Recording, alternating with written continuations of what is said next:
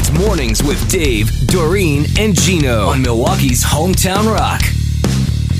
I'm Dave along with John McGivern. Johnny Mac is in studio. Are you a superstitious person? I don't think I think I'm quirky, and you may think superstitious around some stuff that deal with getting on stage, doing a live show. I have some habits that I keep, and if I don't do, if I don't. So these are like, okay, maybe not OCD, but like these are just habitual things you need to do, or the show's going to be crap. Okay, so maybe that's superstitious.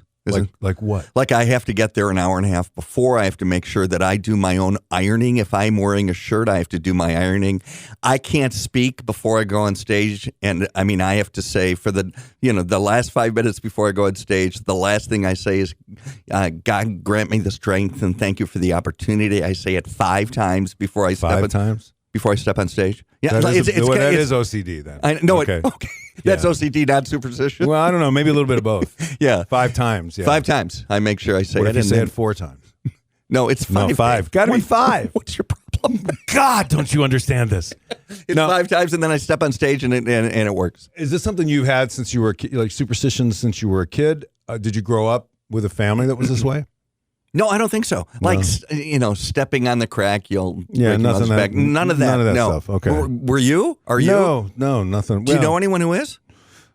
I know very superstitious people. Yeah. Around what?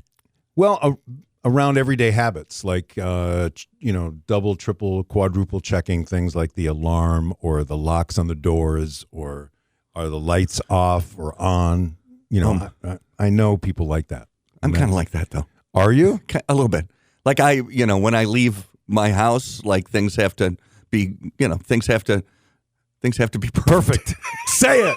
Say perfect. They do. I mean, this morning I'm leaving. Steve's still in bed. He's but every light has to be on. All the dishes have to be put away. There's nothing on anywhere. It's all. So when I walk in the house. So when you leave the house, you never have a dish in the sink ever? Like ever? Never. Wow. Never. If somebody knocks on our door and we open the door and they walk in and they're like, "What are you?" The house is perfect always. Perfect. We rake our carpet every day. Come on. Wait, what do you mean we? Does Steve do this too? He's worse than me. Okay. All right.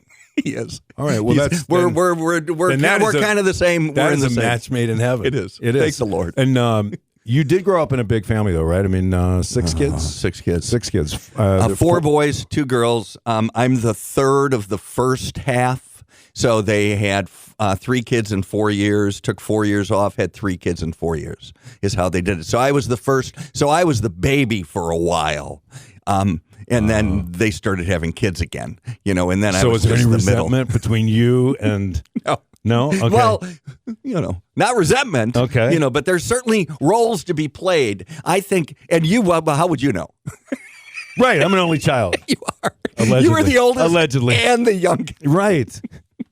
Right. I was the oldest and the youngest. Right. So I being the third of 6 and the third of the first half of 6, it's, the roles still go the same, even at this age, because all my brothers are in town this week. All of them. My brother Jimmy, who's 70. My brother Timmy, who's 68. I'm 66. My brother Michael lives in town, but all of us got together for dinner the other night. And I am telling you, by the end of dinner, I was the third of 6 kids. You just fall right back into it. You fall right back into the roles and the kind of, who you are in the family. It's kind of amazing. But we can look at that now and we can address the fact that the role that I played when I was a kid is not the role that I play as an adult, but when you fall into it, like my brother Jimmy is the one who, and we talked about when, my mom passed away, it'll be 2 years. And she was always like, oh, Jimmy. Like he just called. Just loved him. Whatever he did. Whatever he did. Oh, Jimmy called me yesterday. I've been to your house 3 times since Jimmy called you.